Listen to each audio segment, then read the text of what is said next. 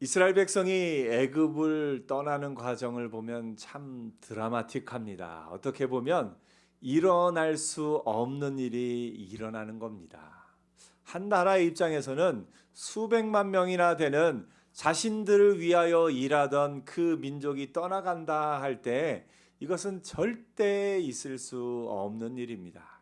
그들은 어떻게 해서든지 이스라엘 백성을 붙잡아 놓으려고 합니다.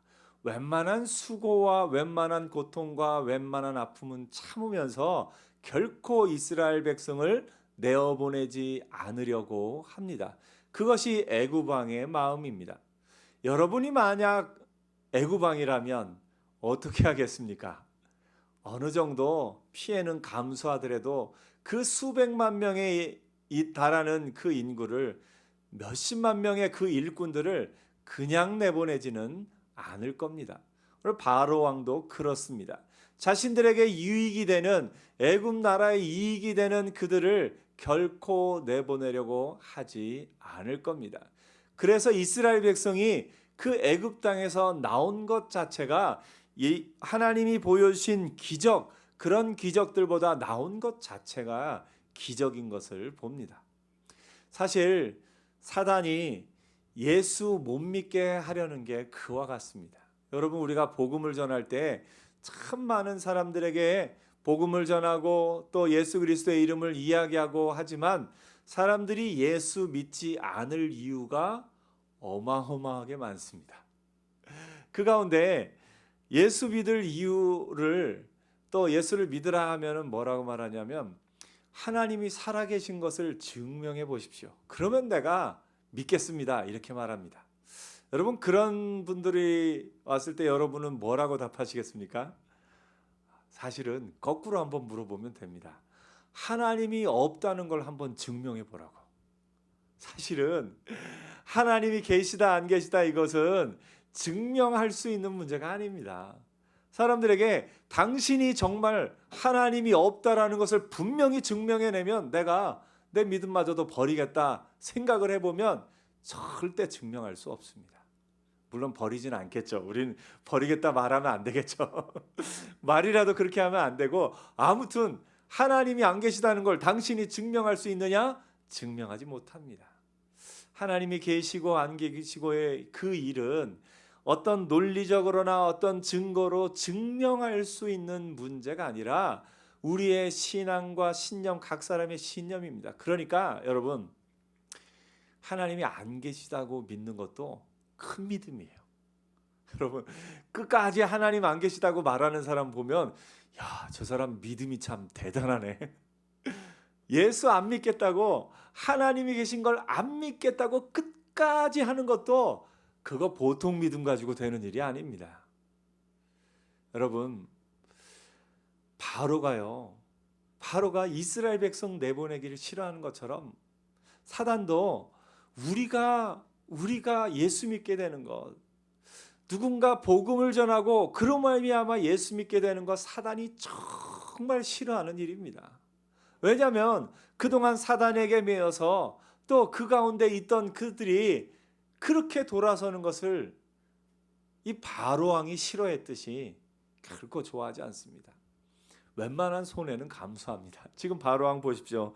오늘 개구리 재앙과 이 첫째 재앙이 물이 피가 되는 것이었죠. 둘째 개구리 재앙과 이 재앙과 또 파리 재앙이 나타났을 때 굉장히 고통스럽고 참 많은 백성이 죽기도 하고 어려움을 당하기도 하지만 끝까지 포기하지 않습니다. 끝까지 포기하지 않습니다. 바로 왕의 입장에서는 그럴 수 있다라는 겁니다. 우리가 누군가에게 복음을 전할 때 쉽게 믿지 못하는 것에 그런 부분이 있습니다. 그러므로 여러분이 지금 예수를 믿은 거 대단한 겁니다. 여러분이 예수를 믿고 이 저녁에 하나님 앞에 와 믿음을 고백하는 거 대단한 거예요. 기적이에요, 기적. 여러분이 지금 이 자리에서 또 여러분이 있는 자리에서 하나님 앞에 예배하는 것, 하나님의 말씀을 듣는 것 대단히 놀라운 기적인 것을 봅니다. 이스라엘 백성이 저 애굽 땅을 떠난 것 자체가 기적이고 그들이 그 모든 것을 다 이기고 가나안으로 들어간 것 자체가 이건 있을 수 없는 일이에요. 그래서 여러분이 예수 믿은 것이 큰 기적이고, 여러분이 지금 하나님 앞에 나와 예배한다는 것이 얼마나 큰 기적인 것을 아는 은혜가 있기를 축복합니다. 옆에 사람에게 이야기해 주세요. 저는 기적의 사람입니다. 예, 여러분이 이 자리에 나와 있는 것 아무것도 아닌 것 같지만 정말 대단한 겁니다. 정말 큰 기적입니다. 애굽 왕이 그토록 고통스러워하던 일이 이스라엘이 떠나는 거였던 것처럼 사단이 그토록 고통스러워하는 일이 여러분이 이 자리에 앉아 예배하는 겁니다. 여러분은 이 자리에 앉아 또 하나님 앞에 말씀을 듣고 예배한다는 것 자체가 놀라운 기적임을 늘 기억하며 살기를 축복합니다. 여호와께서 모세에게 바로에게 가서 여호와의 말씀에 내 백성을 보내라 그들이 나를 섬길 것이라. 하나님의 마음에는요, 이스라엘 백성이 애굽을 떠나기 전부터 그들은 내 백성이다. 하나님은 하나님 소유를 굉장히 중요하게 여기시는 분이에요. 하나님은 하나님 소유를 결코 포기하는 분이 아니셔요. 우리가 보기에는 하나님이 욕심이 없으신 것 같죠? 예, 성경을 보면요, 하나님은 하나님의 백성을 절대 포기하지 않으십니다. 하나님의 백성을 어떻게 해서든지 구원해 내시는 하나님이셔요. 그래서 그 백성에게 너희는 내 백성이고 나는 너희의 하나님이 되리라. 이게 하나님이 가장 원하시는 겁니다. 하나님이 여러분을 절대 포기하지 않으십니다. 하나님이 여러분을 절대 포기하지 않고 여러분을 끝까지 붙잡아 주실 겁니다. 그 하나님이 모세에게 바로에게 뭐라고 말하냐면 내 백성을 보내라. 이때부터 하나님은 내 백성인 거예요. 그들이 나를 섬길 것이니라. 내가 만일 보내기를 거절하면 내가 개구리로 너희 온 땅을 치리라. 여러분 아시겠지만 10가지 재앙들 대부분은 애굽이라는 나라의 신들이다라고 이야기를 드렸습니다. 가장 먼저 나일강 하면은 무슨 신이냐면 풍요와 다산의 신이에요. 애굽 사람들은 나일강이 있어서 풍요롭습니다. 나일강이 있어서 농사가 되고요. 나일강이 있어서 그 물이 항상 넉넉하니까 애굽이 먹고 살 만한 땅인 거예요. 그렇지 않으면 여러분 애굽 나일강에서 조금만 벗어나면 어떤지 아세요? 사막 지형들 많습니다. 사막 지형들. 혹시 그 스핑크스와 그 피라미드 그 애굽 이집트에 한번 이렇게 가보신 분 계신가요? 예. 그 피라미드가 어느 땅에 있죠? 예, 사막. 피라미드 주변에 다 그냥 사막, 광야 같은 그런 땅이에요. 애굽, 이 이집트는 나일강이 있기 때문에 먹고 사는 거예요. 그러니까 이집트 사람들에게 나일강은 신이에요. 근데 하나님이 그 나일강 물을 피가 되게 하신 것은 이 애굽의 신을 치신 거예요. 오늘 마찬가지로 개구리도 애굽의 신입니다. 어떤 신이냐면 이 개구리도 풍요와 다산의 신이에요. 개구리가 올챙이를 얼마나 많이 낳는지 아시죠? 애굽 사람들에게 이 개구리는 그 수가 너무너무 많음으로 인해서 정말 개구리를 신으로 만들어 섬기려는 그런 마음이 있는 겁니다. 그런데 하나님이 그 애굽의 신들을 하나하나 제거해 가기 시작하십니다.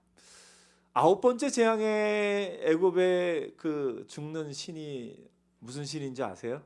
9번째 재앙 혹시 기억하시나요? 예, 하늘이 캄캄해지는 거죠. 흑암이 임하는 거예요. 무슨 신이 죽은 거예요? 태양신이 죽은 거예요. 애굽의 제일 큰 신은 태양신이거든요. 그 태양신이 죽은 겁니다.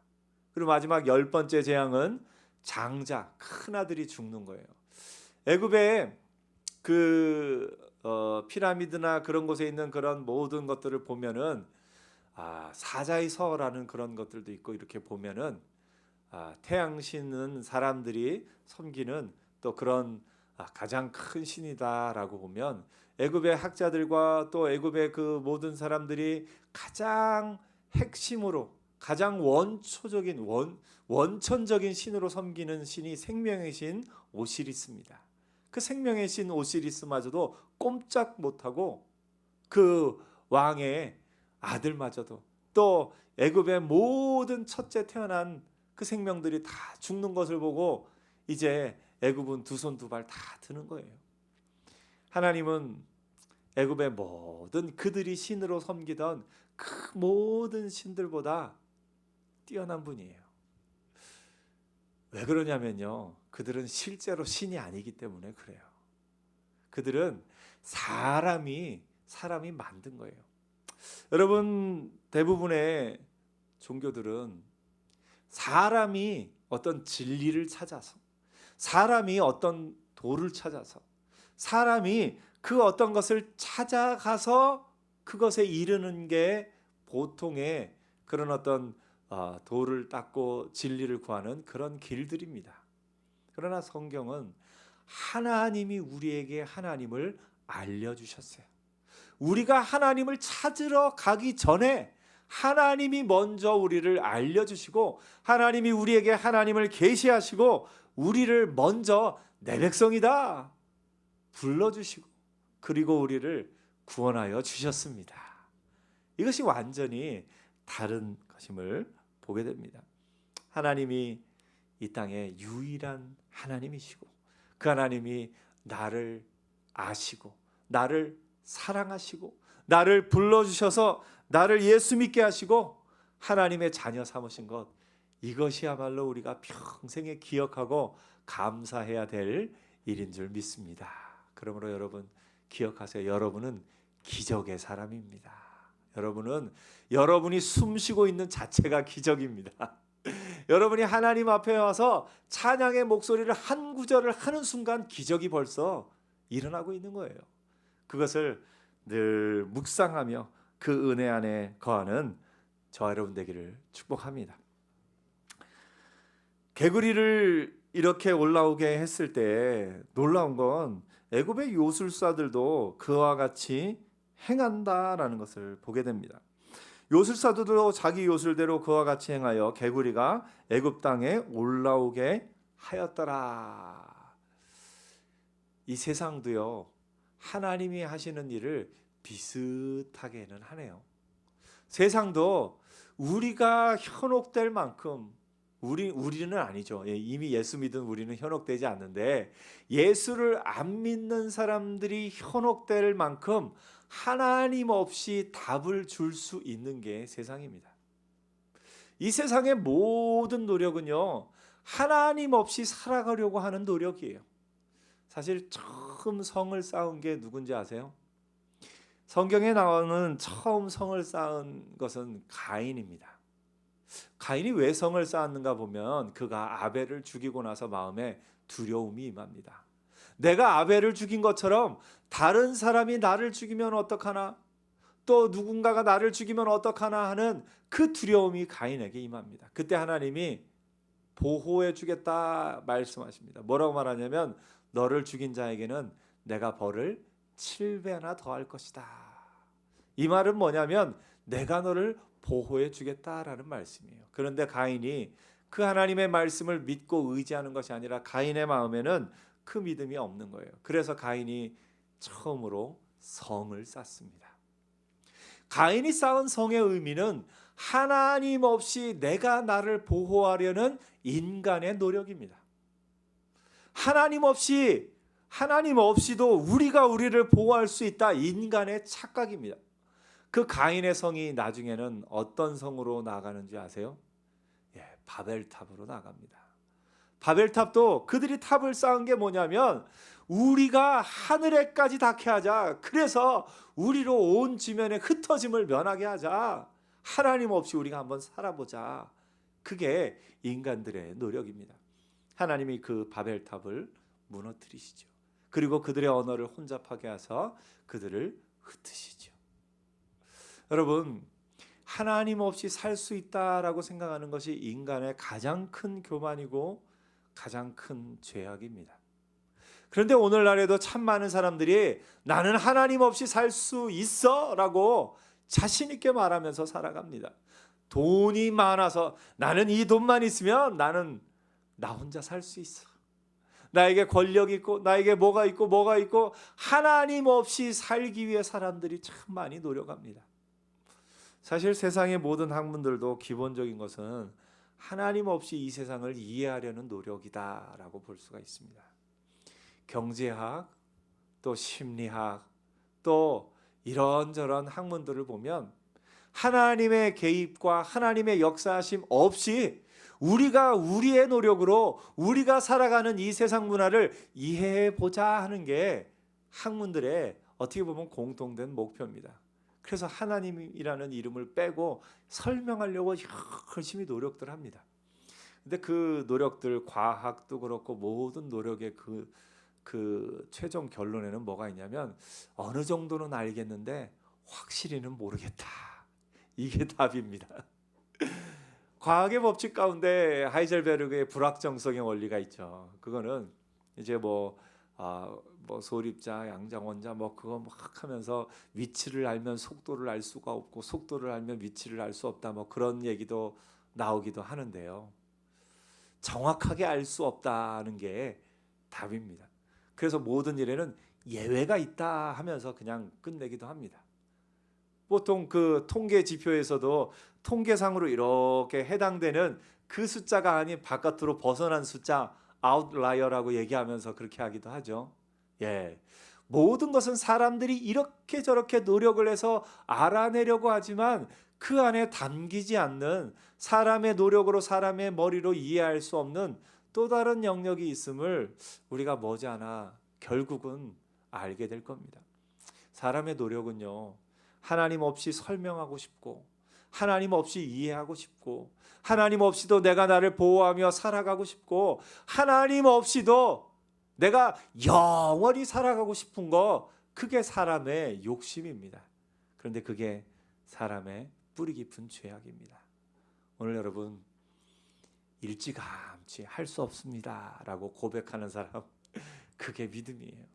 일찌감치 나는 내 힘으로 살 수 없고 나는 내 능력으로 살 수 없고 나는 내 능력으로 다 이해하거나 다 알 수 없고 하나님의 은혜가 있어야 알 수 있고 하나님의 은혜가 있어야 내가 살 수 있고 하나님의 은혜가 있어야 내가 영원한 저 천국으로 들어갈 수 있습니다 라고 고백하는 것, 그것이 믿음입니다. 오늘 여러분 하나님 없이 살려는 노력 일찌감치 포기합시다. 이미 그러셨죠? 예. 그래서 하나님 없이는 살 수 없습니다. 하나님은 이 고백을 참 좋아하셔요. 우리 한 번 더 고백해 볼까요? 하나님 없이는 살 수 없습니다. 아멘. 아멘.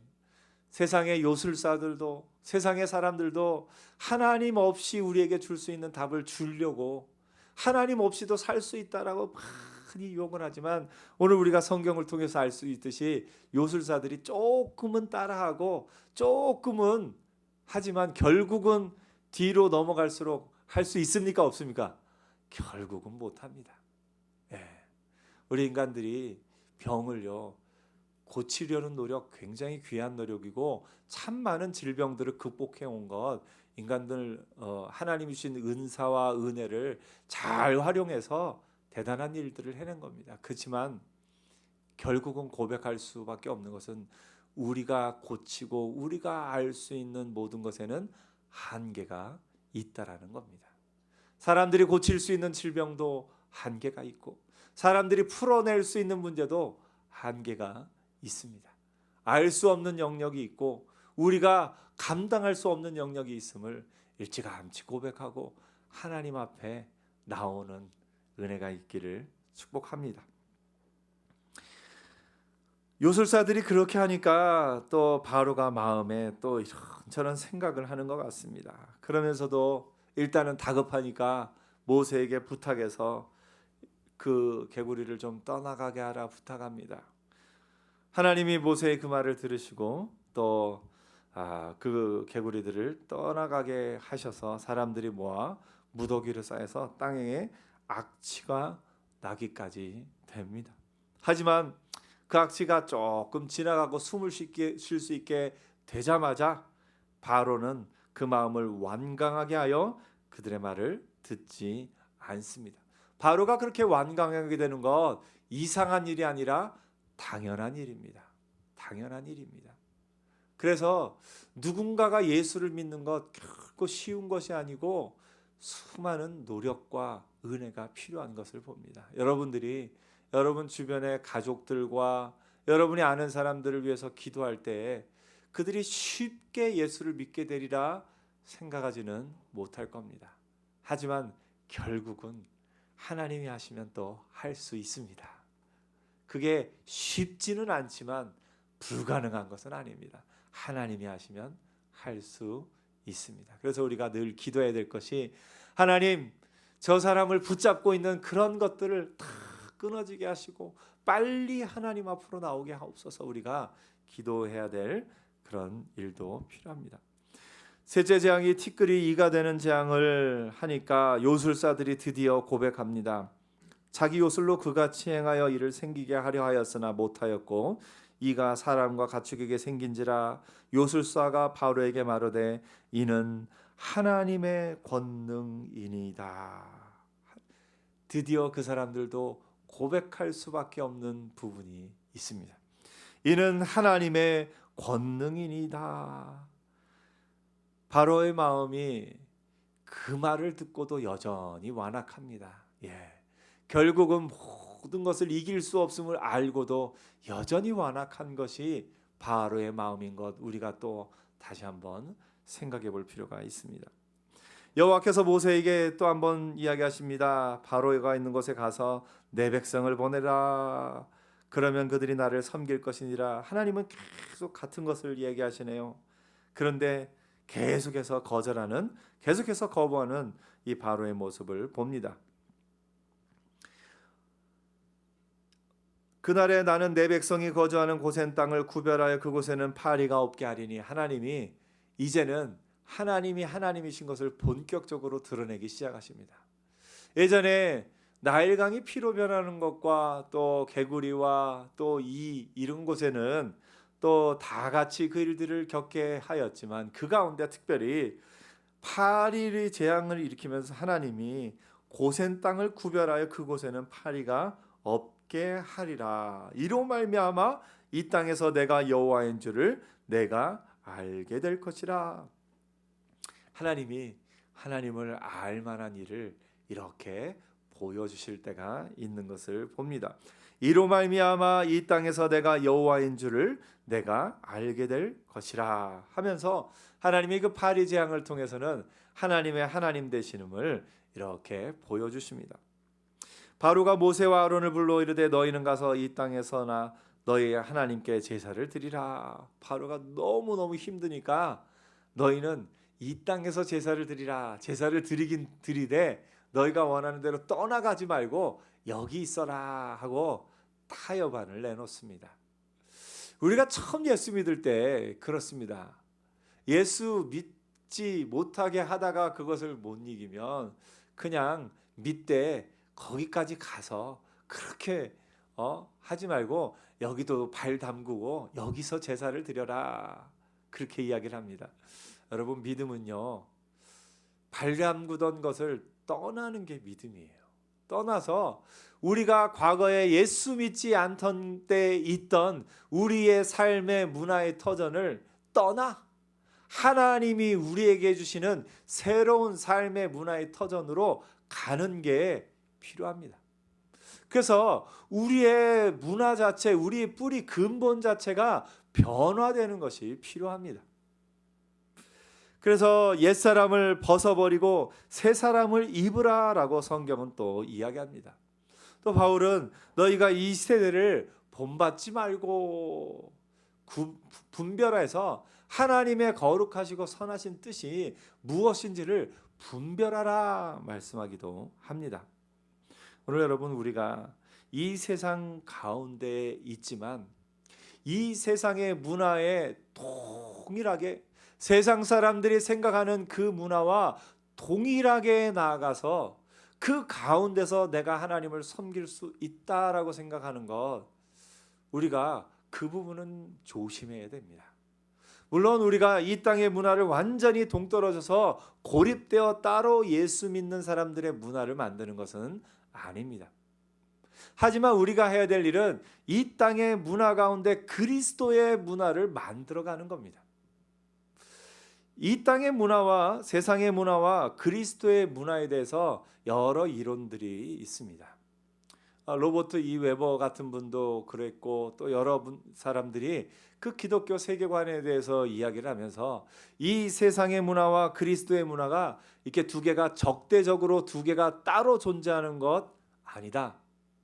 또 이 세상의 문화 속에 그리스도의 문화가 들어가 있는 것도 아니고 또 이 그리스도의 문화가 이 세상 문화 위에 이렇게 우월하게 있는 것 그런 식으로 보는 것도 아니고 이 모든 것을 넘어서서 그리스도인들이 이 세상 문화 안에서 이 세상 문화를 변화시키며 이 세상 문화 가운데 그리스도의 문화를 창조하며 사는 것 이것이 우리가 이 땅의 문화를 이해해야 할 방법이다라고 이야기를 합니다. 여러분 문화라는 단어가요. 문화라는 단어 우리 나라는 문화라는 단어가 기본적으로 명사로 또 이렇게 어떤 정적인 것으로 이해되지만 본래 문화라는 단어는 컬처라는 단어는 cultivate 경작하다라는 단어에서 문화라는 단어가 나옵니다. 문화라는 단어 자체도 역동성이 그 단어 자체에 숨어 있는 것을 보게 됩니다. 문화는 끊임없이 새로워지는데요. 그 가운데 우리가 해야 될 일은 뭐냐면 그리스도인의 문화를 만들어가는 겁니다. 특별히 여러분 언어에 있어서 그리스도의 문화를 만들어가야 됩니다. 세상의 사람들은 서로 욕하고 서로를 비난하고 서로를 낮추고 야 네가 뭘 한다고 그래 하면서 서로를 어떻게 보면 무시하고 조롱하고 그런 것이 일반적인 문화입니다. 특별히 학생들 때 참 많죠. 누가 어떤 일을 할 때 절대 인정하고 격려하고 칭찬하는 문화 학생들 사이에서 참 쉽지 않습니다. 어떻게 해서든지 깎아내리려고 하고 비아냥거리고 그런 것이 이 땅의 문화인 것을 봅니다. 심지어 부모와 자녀 사이에서도 부모가 그 자녀를 향해서 야 네가 뭘 할 수 있다고 그래 하면서 그 자녀의 모든 것을 깎아내리는 것이 이 땅 가운데 참 많이 있습니다. 그리스도인의 문화는 이 언어에서부터도 그리스도인의 문화를 만들어 가야 됩니다. 그래 내가 기도할게. 그래 넌 할 수 있을 거야. 하나님이 함께 하시면 할 수 있어. 그래 내가 너를 응원할게 하면서 그리스도인의 문화 가운데는 비난하고 정죄하고 깎아내리는 것이 아니라 칭찬하고 격려하고 힘을 주는 문화로 나가야 될 것임을 보게 됩니다. 오늘 여러분 그리스도인의 문화를 만드는 은혜가 있기를 축복합니다. 우리는 길을 이미 떠났습니다.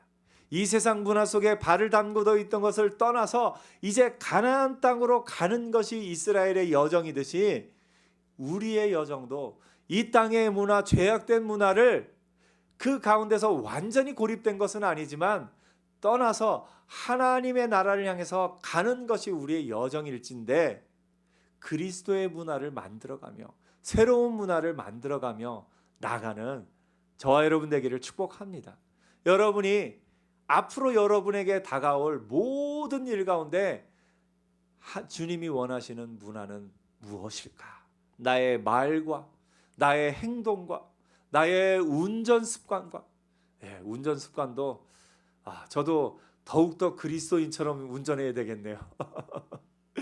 운전 습관도 또 우리의 먹고 또 마시고 모든 일 가운데 세상을 부러워하고 세상으로 갈 것이 아니라 그리스도인만의 문화를 만들어서 그 문화 속으로 나가는 것 그것이 우리가 믿음 안에서 해야 될 일인 것을 봅니다.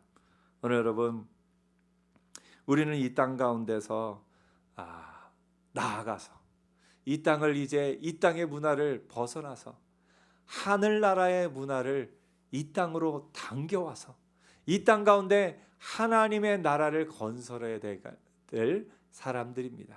그래서 이 땅에 하나님의 나라를 건설하는 것은 단순히 어떤 하나님 나라, 우리가 그 생각하고 있는 영적인 영역뿐만 아니라 우리의 삶의 문화의 영역에 있어서도 정품을 쓰는 그리스도인, 또 칭찬을 하고 격려하는 그리스도인, 사랑의 언어를 말하는 그리스도인, 또 우리의 삶의 여러 모습들 가운데 그리스도인의 문화를 만들어가며 그 문화가 얼마나 좋은지를 그 은혜를 나누며 새로운 문화를 만드는 사람으로 사는 저와 여러분 되기를 축복합니다. 저와 여러분은 이 땅에서 새로운 문화를 창조하는 자로 하나님이 주신 그 능력을 발휘하며 나가는 하나님의 사람들이 될 겁니다. 우리 기도하겠습니다.